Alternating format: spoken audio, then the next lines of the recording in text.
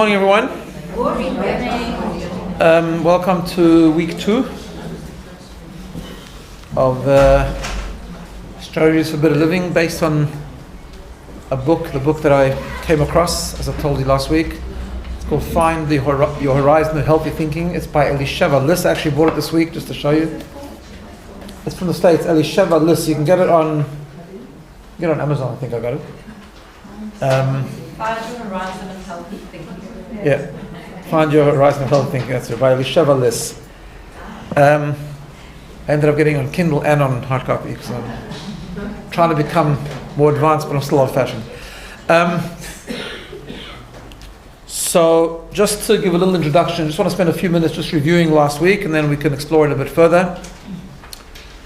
So, the introduction that we started with, we gave 2 introductions. One is that personal growth is something which is ongoing, often with a struggle, which is wrong one. Often with a struggle and an ongoing sort of effort that we have to invest every single day. We talked about the first commandments and the second commandments. The first commandments that were given to the Jewish people, the tablets, were a gift, which is why it didn't last, whereas the second tablets were given after a lot of hard work, where the Jews had to reflect and reconnect and repent and come back to God and so on and so forth. And that's why it's something that actually had a lot more, it wasn't as great and as holy, but it was more eternal, it was more lasting. Right? And because of that, because personal growth and emotional stability and happiness is something which we constantly work for, even in the small things, and it's not something which is given to us as a gift, it's something which God designed us in a way where we actually have to work hard for it and struggle. And that's okay, as we explained last week. The struggle is what makes it valuable sometimes, the inner struggle. That's why it needs constant reinforcement. We said it's like exercise, it's just like fitness. You don't become fit and then leave it. You have to constantly exercise the muscle. So too, with the muscle of personal growth, the same thing is 100% true, where it constantly needs reflection, constantly needs discussion, and constantly needs to come back and revisit the ideas so that we remain mentally, emotionally, and spiritually fit. Now, we also talked about, and this is really the focus of the discussion in a way, that the challenges are, we're not talking about necessarily the very deep and traumatic challenges that people sometimes experience. We're talking about the daily stresses, the things that irritate us, the things that send us into a bad mood, the things that breed sometimes a little bit of anger or resentment or negativity. Like we said some examples last week, things like, I need a tradesman, they're just not getting back to me. I'm stuck in a traffic jam. My friend said they would meet me at 3, but she's always late.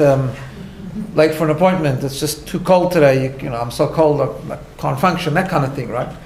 Just the day-to-day stuff that either comes our way from outside or triggers the weaknesses of our personality that we all have them, right? We all have different weaknesses of personality that make us into a bad mood or make us toxic or make us negative or build up resentment or build up hate or build up anger or build up irritation and stress and anxiety and so on and so forth. These small things, just the small challenges of every day, which sometimes just need a model and need ways to remind us how to get back on track, which is really much of we'll talk about some of the deeper stuff as well, but this is really more the focus of this particular discussion.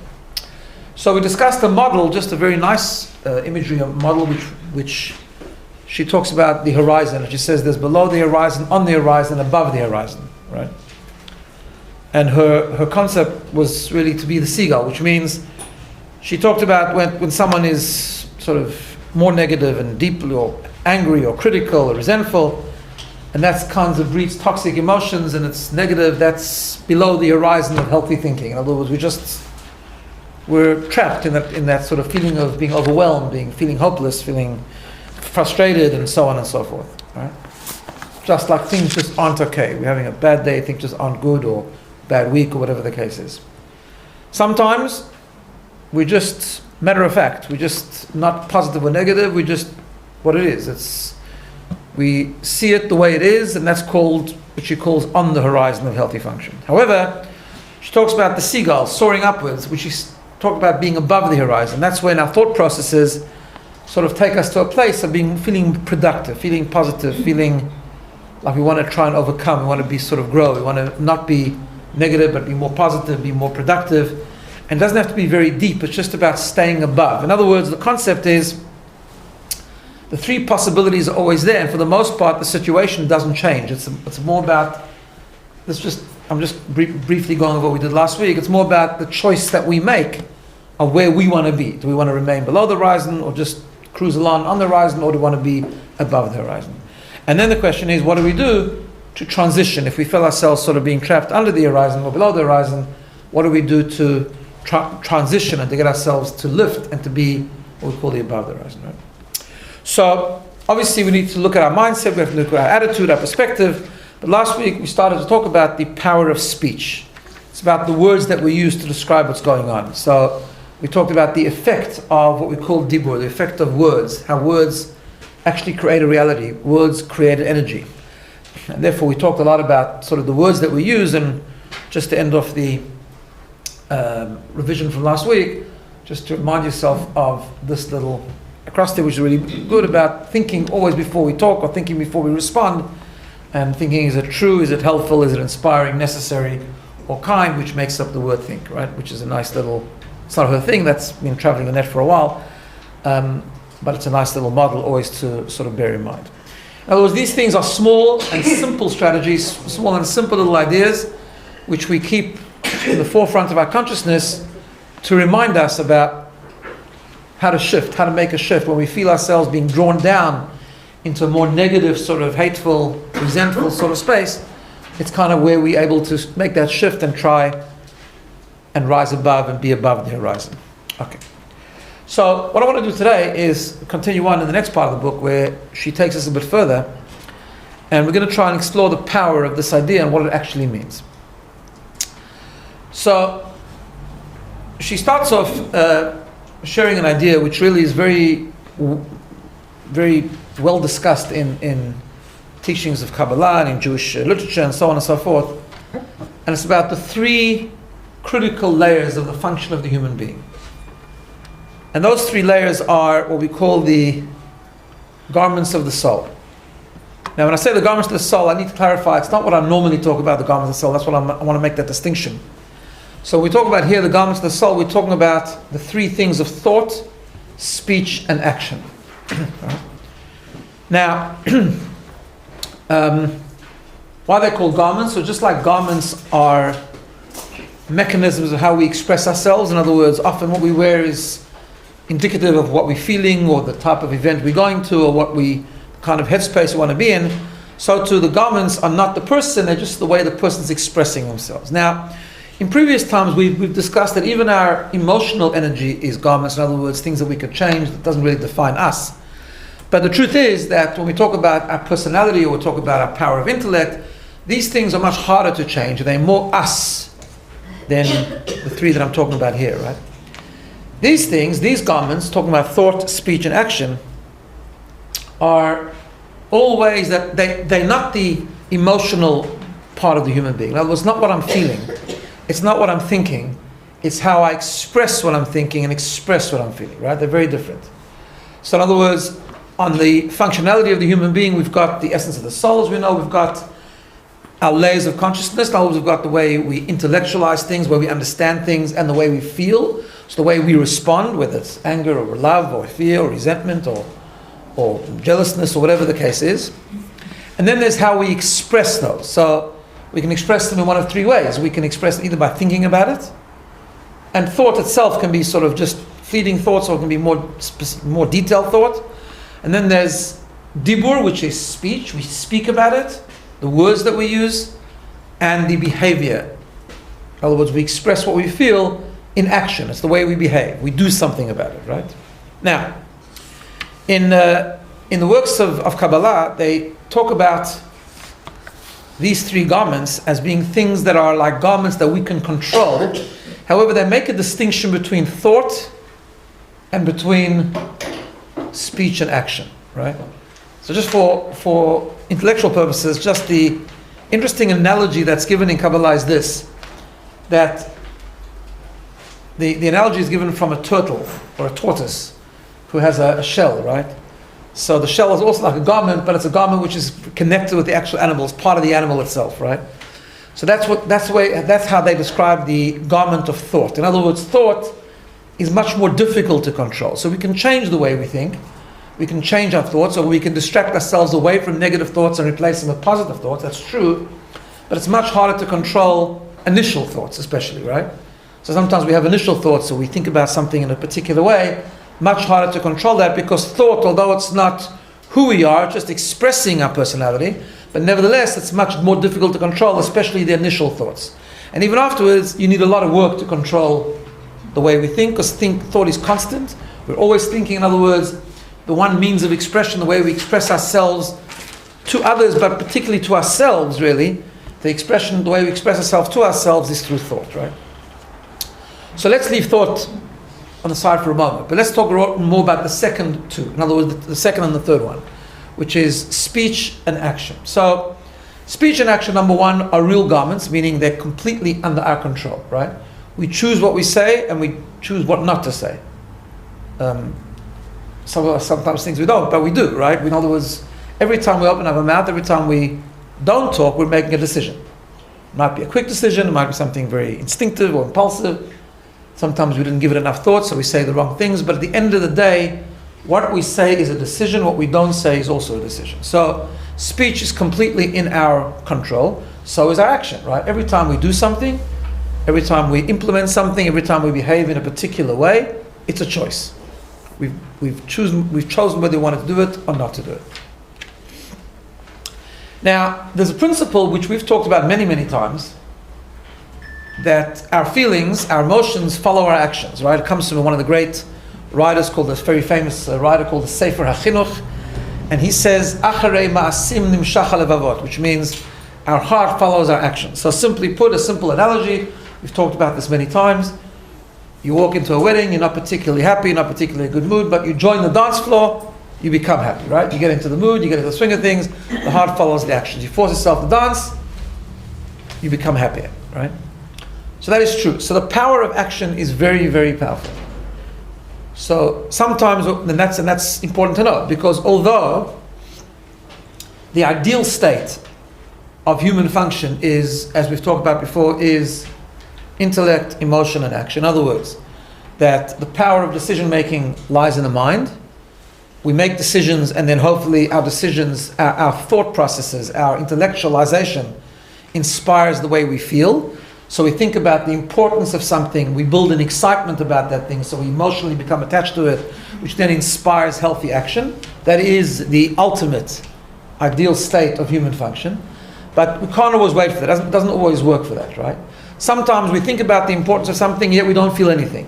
We kind of know at the back of our minds or the recesses of our thoughts that it's really important, but we don't feel for it. We're not emotionally attached to it. We're not getting excited about it.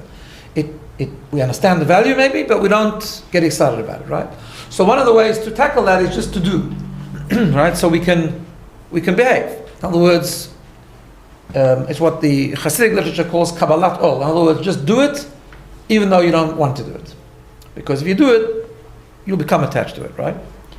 Now, it's not always, in general society, it's not always an accepted concept. As people talk about, you've got to follow your gut, you've got to follow your instinct, follow your feelings, it's got to talk to you, it's got to resonate with you, all that kind of stuff. That's very, that's almost the antithesis to Jewish thinking, right? So Jewish thinking is not the way. Jewish thinking is that we have a moral code, we have a value-based living, we desire and we aspire to live lives of value and purpose. Those values require action, they require decision-making, they require certain behavior, and you just got to do it. If you're not, it's great if you're excited about it, it's great if you put feeling into it, but if you're not, just do it, because doing it, number one, gets it done, firstly, and then at least you're doing good. But secondly, doing it also has an effect on our hearts, right? So the mind is something that's easier to control. We can at least make decisions. We can understand the importance. We can behave in certain ways. What's very hard often to get to is the feeling. In other words, we're not always, sometimes we know we shouldn't become angry with a person, or we know we should go help someone out, but we're not in the mood because they didn't look at us nicely 3 weeks ago, whatever the case is, and we've got something, we're still sort of upset about it, or whatever the case is, but we know it's important to do, so we get it done, right? So action is very powerful because action has a profound effect on the way we feel. So number one, it gets it done. Number two, it breeds positive feelings. So we've talked about that many times. However, what is also true and we need to know when to use what, and perhaps both sometimes. It is also true that speech creates feelings, right? Speech has a profound effect on the way we feel. Number one, the energy of speech. We started talking about this last week. So the energy of dibur, Kabbalistically we are taught that words have an amazing energy to it. Don't forget, God created the world, the universe using speech, using words, right? So ever since the creation of the world, we understand that words have a tremendous impact. And therefore, not only do they have a tremendous impact, but they create a certain energy. And in fact, words often create a reality, right? Especially the reality of our mind and our hearts. So often what we say or we don't say has a tremendous effect on the way we feel and the way we respond. Right? That's a really important thing to understand, because when we're talking about feeling a particular way, when we wake up in the morning or when something happens during the day, small things, but nevertheless small things often trigger very strong emotional response, right? People get upset about things, get frustrated at things.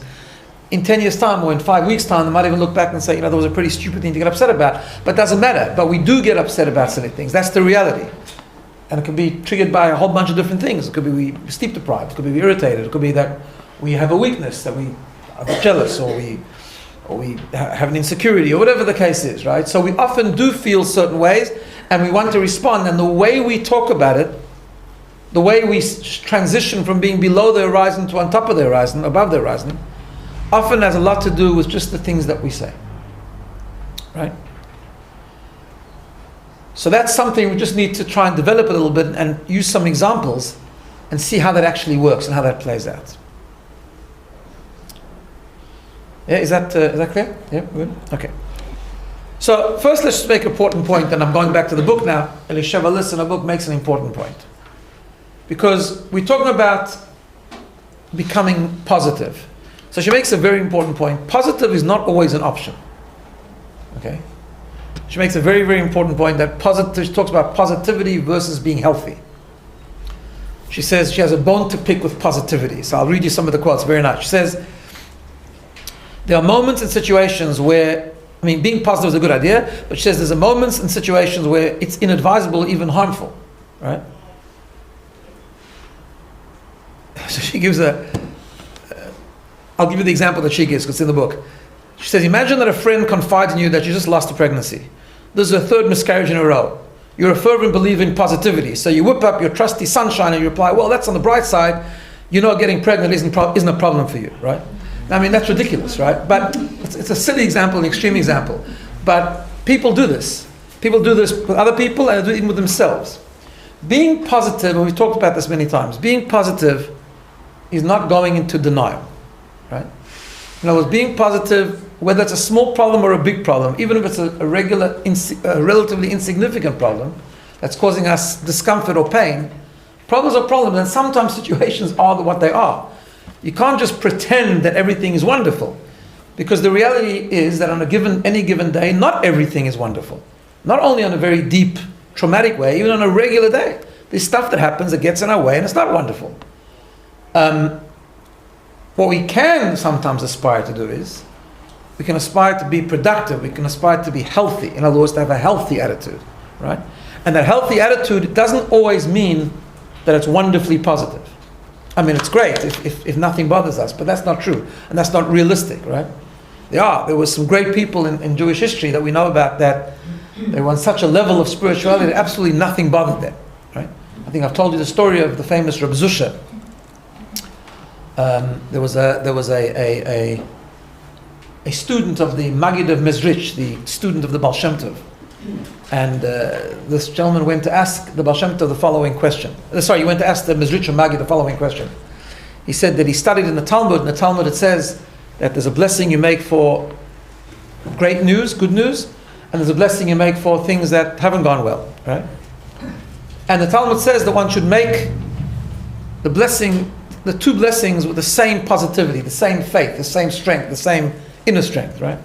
Kashem, just like you're very positive and you make a blessing on the good, same thing you make a blessing on the bad. So he says he finds this very hard to understand. How does this work, right?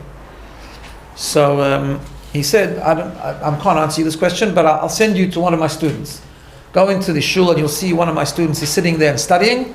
His name is Zusha, Reb Zusha, famous Reb Zusha of Anipoli, and ask him the question. So he goes into the shul and he sees a guy sitting in the corner. It must be him, there's only a guy there. This guy obviously hasn't eaten in a few days and he's obviously poverty-stricken by the way he's dressed, and he obviously doesn't have a great life. And he comes to him and he says, excuse me, but can I, and he thinks to himself, this is probably why I got sent to this guy, because he'd be experienced. He knows how to handle things like that, right? So he comes into him and he says, look, your teacher sent me because I had this following question, and he put the question to him. So he says, I think it's a mistake. I don't think the Maggid Mizrich meant me. So he says, is your name Zush? He says, yeah. Well, how many Zushas are students of the Maggid Mizrich? It must be you. He says, well, I really don't understand, because I really can't answer this question because nothing bad has ever happened to me. Okay. So that's stories that tell of the greats, right? That's a wonderful level to be on. And he meant it. I mean, he wasn't in denial. In other words, he actually meant it. His whole mindset and his whole reality was a totally different spiritual reality. And therefore, it's different, right? That doesn't apply to most of us, nor is it supposed to apply to most of us. It's a lesson it's a story we tell because sometimes these stories are good to tell because there's some lessons we can take out of them about the hidden good that lies in what seems to be negative, and so on and so forth, and we use that as tools, but it's not meant to be for the common person, right? Because I tell a different story, which also about the same piece of Talmud, which is sort of more relatable to us. They tell a story about a rabbi in Poland who was a rabbi and also a very big businessman. He had a business on the side, and he was import-export. He had a whole fleet of ships. And one day they found out that he had a whole export going on over the whole fleet of ships, and they all capsized at sea. And really he'd lost his whole business and become a poor man in 1 second. And they didn't know how to break the news to him, right? So someone says, okay, what he's going to do is going to engage the rabbi in a Talmudic conversation and somehow softly break the news to him. So he goes up to him and he says, Rabbi, that Talmud you taught us, and he quotes the same Talmud about making the blessing on bad like you make it on good. He says, what does it mean? So he starts to go into a whole discussion about, that everything from God ultimately is good, God has a plan, even things that seem very painful, even traumatic things, sometimes there's good in it, you have to live, you have to accept it, faith. He goes the whole business, right?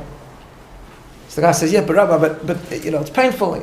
So then they give him an example. He says, well, what would happen, for example, let's say, theoretically, if your ships, right, if your ships were at sea and something happened and they all capsized, like, would you have to accept that and have faith in God and make the blessing with the same fervor?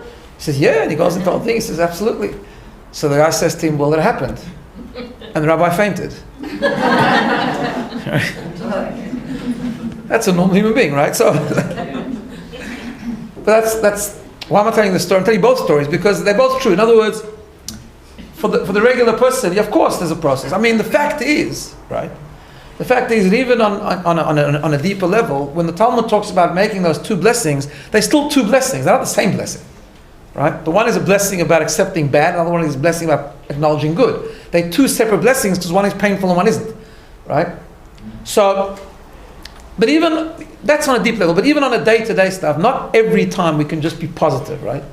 What we can aspire to be is to be healthy. And I thought that was a good point, so I thought I'd share it with you before we go further. So,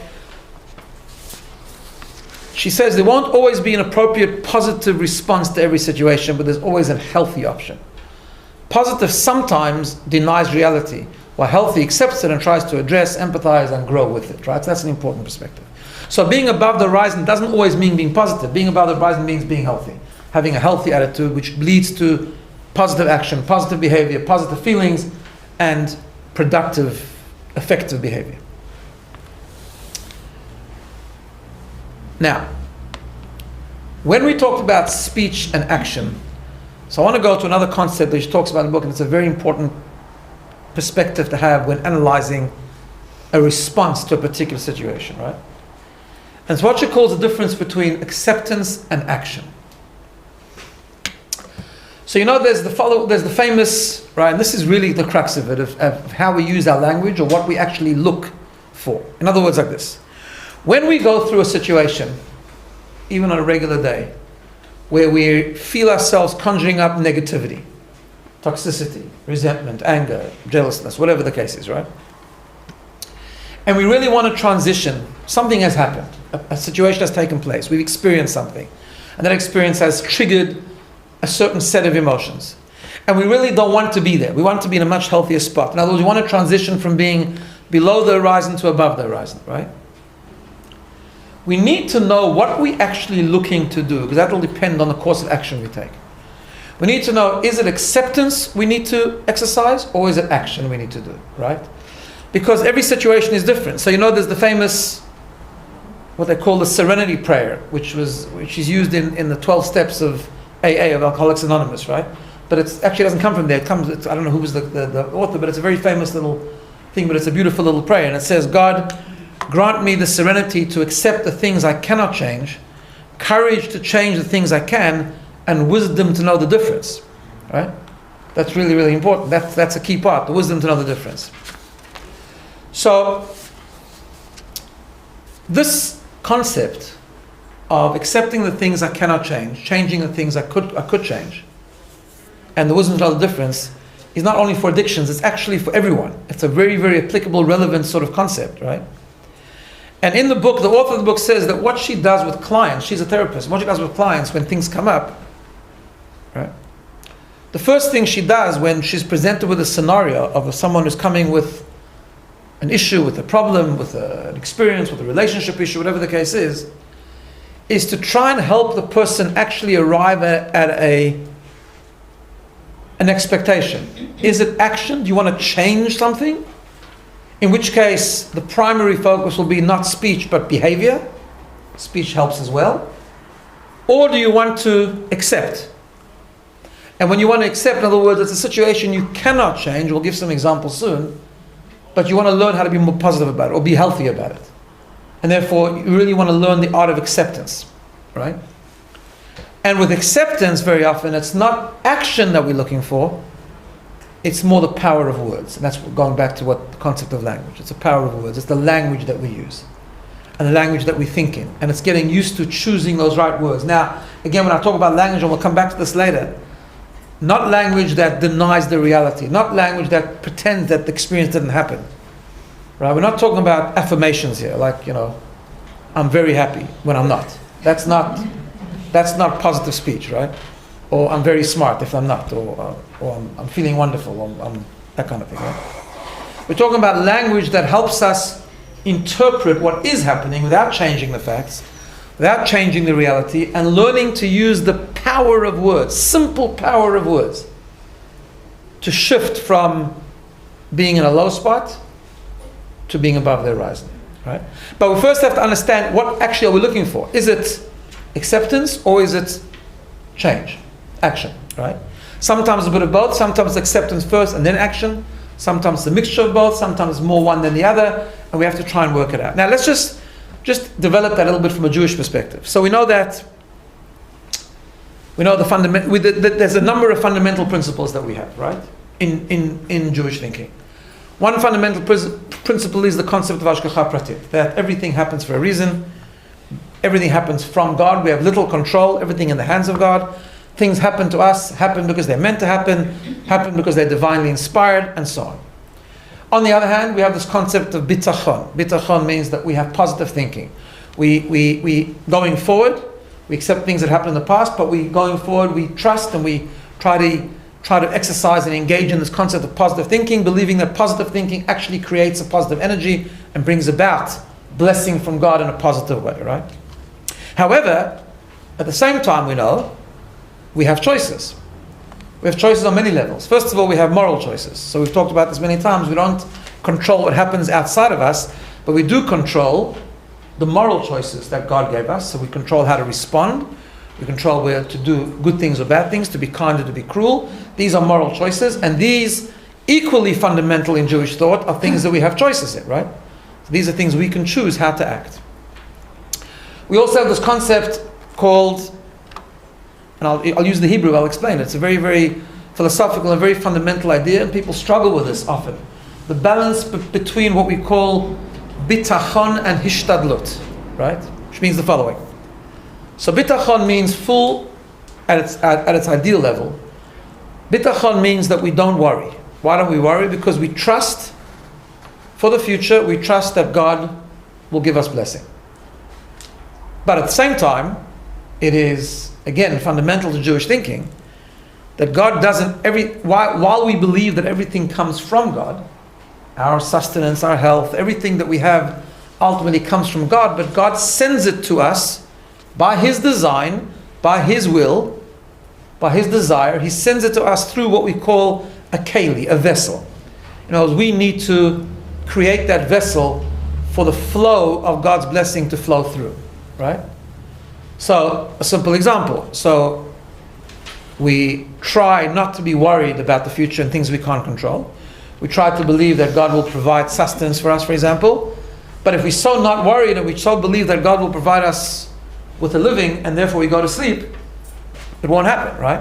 It won't happen because God doesn't want it to happen. He doesn't want it to happen that way. He asks us to provide the keli, to provide the vessel, right? To provide the means for the flow to... and then why He wants that is a whole nother discussion, but that's part of what it is. He wants us to do what we call hishtadlut. He wants us to put in the effort. He wants us to do something which will bring about our contribution and create the platform, create the vessel for the blessing to take place.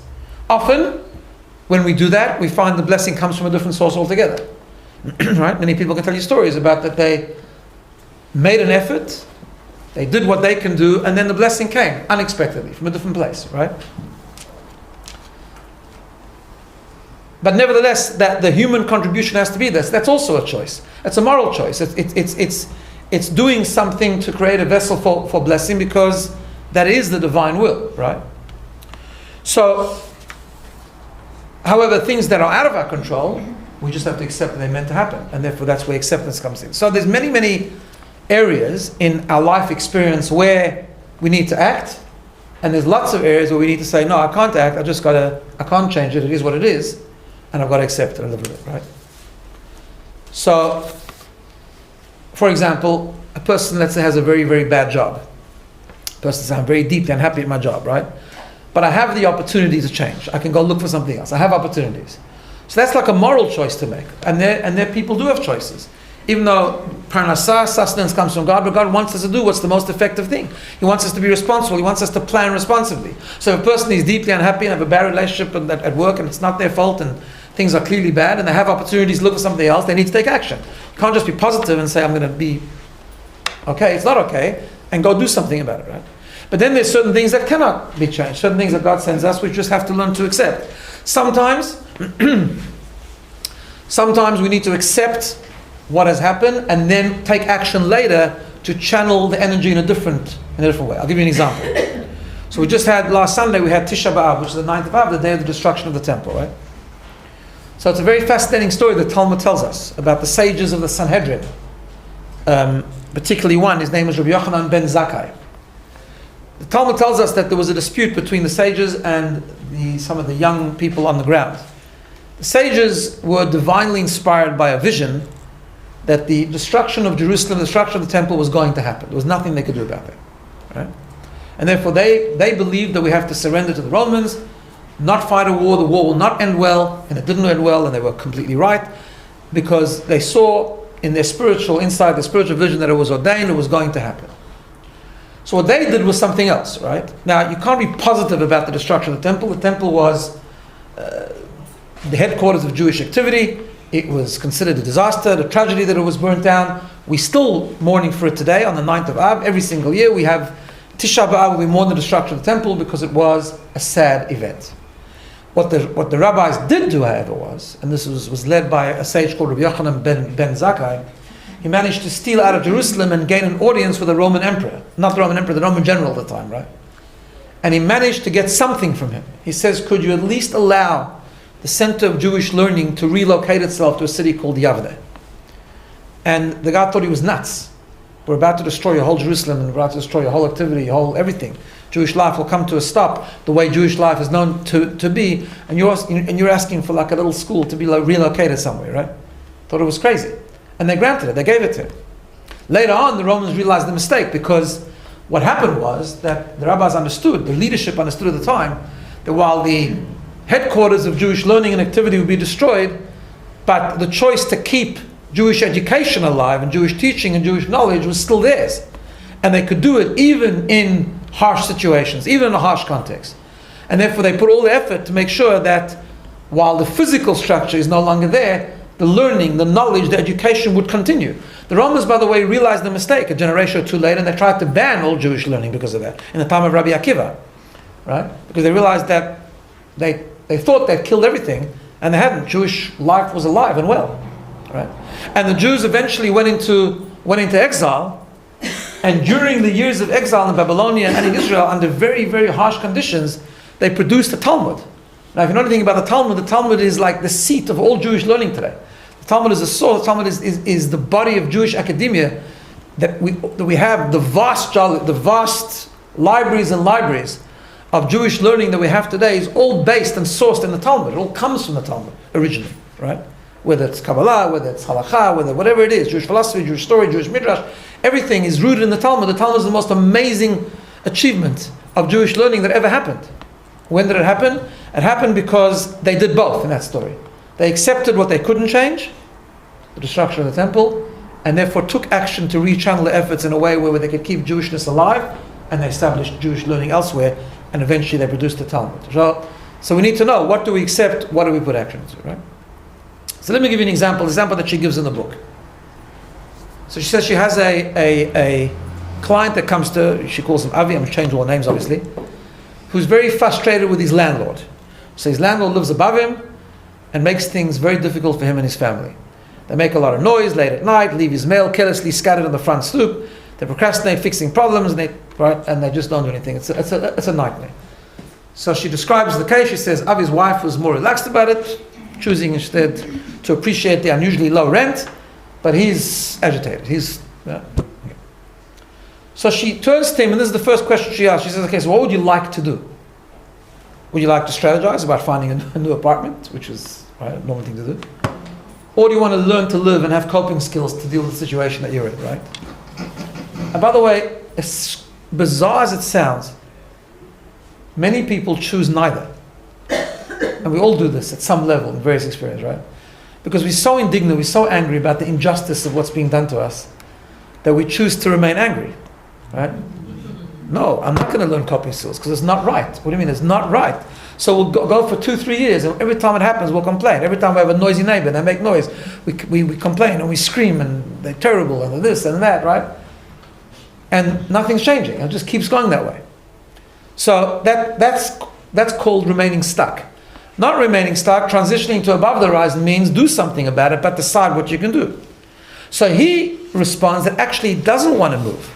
The reason is because they can't afford it at the moment. That actually was a very, very cheap rent, and therefore they actually can't change. She says, well, if that's the case, you need to then edit your story, right? And what she does is, she says, well, then you can't choose action, you need to choose acceptance. And therefore acceptance means you have to change the narrative of your story. You have to reinterpret your story, right?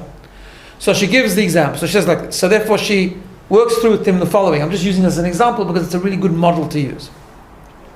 So below the horizon means that you keep using language like this. Every time something happens, you say, I hate those stupid neighbors. They have no respect for us. They're awful people. I don't even care. Right? I don't even care if I break a hole in the ceiling. Which says, I don't even care if I'll probably break a hole in the ceiling from all the bedroom pounding I do trying to shut them up. I hate that we're stuck in this crummy apartment, right? And people will do that. They'll keep saying that, and nothing changes. And they'll just keep being, the guy doesn't care. He's doing what he does, right? So the only person that's suffering is the person that's talking that way. Above the horizon means that you start to use different words. And I know it sounds almost unrealistic this, but it's so powerful. Because again, the words that we use create a story. And therefore the words that we use actually, again, this is one of the more simple things, the more simple challenges that we have during not the very deep ones which we need different intervention, but the words that we use create an energy. So if we train ourselves to use different words, right? Every time we get upset, we choose different response, linguistically. We choose to use different words. We can choose to remain quiet, but that's one way of doing it, because being silent diffuses anger and diffuses hate, diffuses negative emotions. But even more powerful is to start using positive words. But again, to use positive words which don't change the situation, they don't go into denial, they don't pretend the problem isn't there, because when you pretend the problem isn't there, the problem comes back. And when the problem comes back, you get angry again. It's more about using the words that reinterpret the problem or reframe the experience. So she gives the example. She works with him to come up with things like this. She say, so, an incident happens, they leave the rubbish, they're pounding on the ceiling. So you say, it stinks to live with people like this, and the minute we can consider another option, we will. But for now, we're going to try view their tactlessness as part of the price we pay for getting such a reasonable deal in this living space, right? We will continue to calmly voice our complaints and requests, but with the recognition that it probably won't help much. In the meantime, we try to save a little bit of monthly to eventually get a better home, right? It's just a wording thing. They haven't changed the situation, you haven't changed what they've done. You acknowledge that it's difficult, but you highlight the positive. You highlight, well, it's a price we pay. So rather than something's doing something terrible to me, I'm just paying rent. So part of the rent goes, I pay them the couple $100. Part of the rent is their noise at night. But that's a great price to pay for a very, very cheap apartment, so I can save money, right? That's the thinking. So there's a bit of acceptance there and a bit of action. So again, the serenity prayer. It's learning what you can accept. You can't move at the moment, so then you don't move. You learn to accept that. Do what you could do. If there's something you can do for the future, you can invest a bit of savings now to better something in the future. So that's action. So you learn the difference, but the stuff you can't change, you learn to reinterpret, right? Let's take it just a little bit further, because she mentioned something which is really helpful, I think, in terms of responding to our own emotions, right? Not just the stimulus that's happening on the outside. So when we feel, let's say we're worrying about something, right? And we're worrying about something which is not helping, and as often worry doesn't. So worry is associated with stress. It's an unhealthy emotion, generally speaking, right? Some people are more prone to it than others. Some stress out a lot. Some worry about everything. Is it going to work out? Are they going to come on time? Is this experience going to work? That's all right. Most times when we worry, we talk about negative worry. We're worrying about something that doesn't help to worry about. So in other words, it's out of our control anyway, right? So worry becomes destructive. It becomes something that just paralyzes us, prevents us from functioning in a healthy way. So generally, worry and the stress that comes with worry is a negative thing. But we also know, as we've talked about last series, that unhealthy emotions are not always bad, right? Because unhealthy emotions all have their place, as we spoke about at length last time. And when we say unhealthy emotions have their place, it can be in two ways. One way it can be is that we learn to channel it in a good way. So like, for example, we talked about last time, revenge is a very, very unhealthy emotion. We learn to use good revenge, which is standing up for evil, not tolerating injustice and things like that. Okay. But then there's sometimes understanding that the channeling of unhealthy emotions is about diluting it to a healthy level. In other words, intrinsically, right? Intrinsically, the emotion is not bad. It's the dosage of it that's bad, right? So what does that mean? And sometimes we work through that again by using language. So, for example, if you're feeling very anxious about something that's about to happen, you've got a big thing on tomorrow, something, right? So I feel anxious. So what she suggests is that she does this with her clients, and it's something we can all do really. Again, using words. To try to be in touch with our feeling and to describe what we're feeling. So let's say I'm really anxious, I'm freaking out. Freaking out is probably the high end of it, right? So what she does is she goes through a list, and I'm going to give you just this example over here with worry. She says there's different ways you can describe worry. Freaking out, terrified, panicky, very anxious, stressed, worried, concerned. You see how it's going down? Right? So most of the high-end ones are unhealthy and normally destructive and paralyzing. Concerned is not actually a bad emotion. Concerned is normally a version of worry that makes me do something about it. Right? People who are never concerned about anything mess up. They're unreliable people. Oh, I didn't realize I was supposed to organize it. Oh, so you wanted me there at 3:30, I didn't realize, I thought 5:30 would be okay. Right? That's people who are never concerned about anything. Very laid back, relaxed people. It's a wonderful trait to have for most part of it, but it's very difficult sometimes to live with people like that. Right? Because you actually, when you organize something, for example, or you're planning something, you're planning an event, or you're planning or you're entering into a new relationship, or whatever the case, any new milestone that we're doing in life, some level of healthy concern is actually not bad. right? The question is, how do we actually move from freaking out, being terrified, to being concerned? And being concerned means we're actually just going to do what we can to make sure that it runs properly without being terrified or without freaking out. And very often the way to do that on a very simple level, again, if it's not very complicated, is to use language. To actually understand these words, to describe our own emotion at its extreme level, and then to downgrade it using language, to reinterpret it. Well, maybe I'm not freaking out, maybe I'm just panicking. Maybe I'm anxious, but maybe actually I'm just concerned. Or let me just try to be concerned. In other words, using the words. And words create a reality. Words create energy. And if rather than saying to the person next to you, or to your spouse, or to your friend, I'm so terrified of what's going to happen tomorrow, just say, I'm a little bit concerned. Now, at the moment, you're not just a little bit concerned, you're much more than a little bit concerned, but if you use downgraded language, and you say, I'm a little bit concerned, it does work. It actually calms you down. It actually calms you down, and it puts you into a healthy context of expression of that emotion, right? I mean, the reason why I say concern is a good thing, everyone talks about stress management, right? The goal, by the way, of stress management is not to be stress-free. From a Jewish perspective, stress is a good thing. The pasuk, the verse says, people were born to toil. We're born to work hard, right? It's unhealthy stress. It's unhealthy living. It's unhealthy negativity, right? Productive stress is good. A little bit of stress is good. You only get things when you work hard, when you feel a bit of a load. A sense of urgency is not a bad thing, as long as it's not trying to control things that are out of your control. As long as you're not defining yourself, but as long as you're not freaking out because you might be late for an appointment and therefore the world's going to think you're a bad person. That's bad stress. But stress in itself is not a bad thing necessarily. So she mentioned something which I did a bit of research on, a very interesting thing. There's actually a therapy developed in Australia, funnily enough, by two people called Michaela White and David Epstein, called narrative therapy, right? And narrative therapy is a model that they use actually which does exactly this. They talk about life being a story. And every story has events, has a sequence of events, and runs according to interpretation. So it's an interesting thing. When we tell a story, right? You'll notice when we tell a story about something that happened, we normally just don't say the facts, right? It normally comes with commentary, right?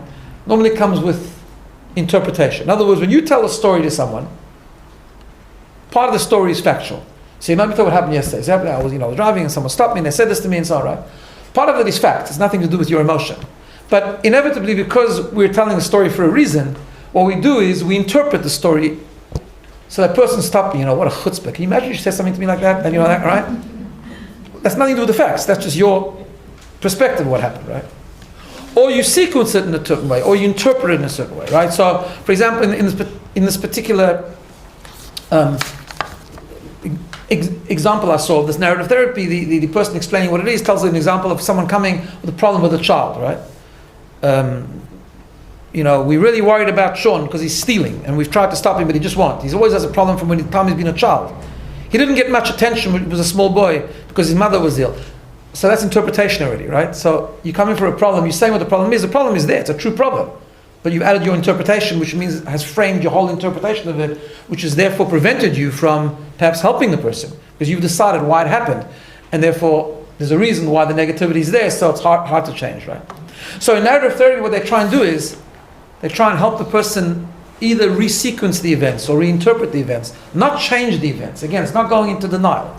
It's just about using language to interpret the events a little bit differently, and that creates a whole nother perspective, and it creates a different feeling, because words create an energy. So she comes up with a very interesting thing, and I'm going to finish with this, about sometimes just reversing the sequence of the story, not even changing the story, right? She calls it reversing the but statement, right? So she talks about herself, for example, that she was very overwhelmed by putting out this book. So one thought she had in her mind, and this is the words that she was thinking: I know I really want to prioritize writing a piece about improving healthy functioning, but I have so many started projects in my Word document files that I get overwhelmed. All right? Normal sentence. And I get overwhelmed at the very thought of narrowing them down and actually committing to finishing one of them on time. Okay. That's sentence one. Sentence two is, I should have put it up there actually. Oh. Okay, you get that? Sentence two looks like this: I have so many started project Word document files that I get overwhelmed at the very thought of narrowing them down and actually committing to finishing one of them. But I know I really want to prioritize writing a piece of improving healthy functioning. Same sentence. Difference is reversing the but. You know how powerful it is? In other words, what's your focus? So I want to do something, but I have too many Word documents in my Word document. In other words, the but becomes the focus. The but is always the but. I can't because that's standing in the way. Reversing the language. I have so many Word documents in my files, but I really want to prioritize finish writing an article. So that becomes the focus, right? And she says, I'll just end with this. She says she did this with a couple that had separated and then got back together for the sake of the kids, and they really wanted to try to save their marriage. And she did couple therapy, but then she did therapy one-on-one with each of them. And she calls her Lisa, and she says Lisa's problem was this, that her feelings about Dave was how he spent his time, right? So she said like this, Dave is great with the kids, and he's helpful around the house, but I really had hoped he'd get more involved in the community, in outreach, in growing his career. He just stays home instead of going out there and making something of himself. It's hard to respect him. Yeah, that's the person's problem. So she works, the first thing she does, she works like, what do you want? Acceptance, action. You want to try to change it?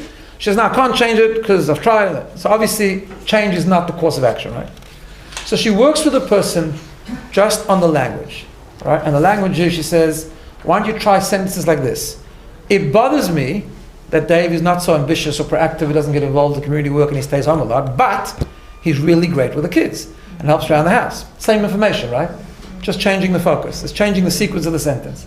It seems so silly, but it's actually very, very powerful. You actually have to think these things and actually say them. So again, it's not affirmations, it's not changing things, it's not changing a reality. It's just reinterpreting the story using language. She does end with a very beautiful note. She says, please note, just funny, so I'll share with you. For this technique to be effective, the two clauses must be somewhat comparable. You can't have, my husband may be an ex-murderer, but at least he has pretty eyes. That's not right? That's not helpful. That's not going to work. Right? So they've got to be, right? And then you need different intervention. This is not going to work, right? So, in summary, right? So first of all, being above the horizon is not always about being positive, it's about being healthy. Sometimes action, sometimes acceptance. But if it's acceptance, then we don't look for behavior so much, which is also very powerful. We look for words, the power of words, the power of language.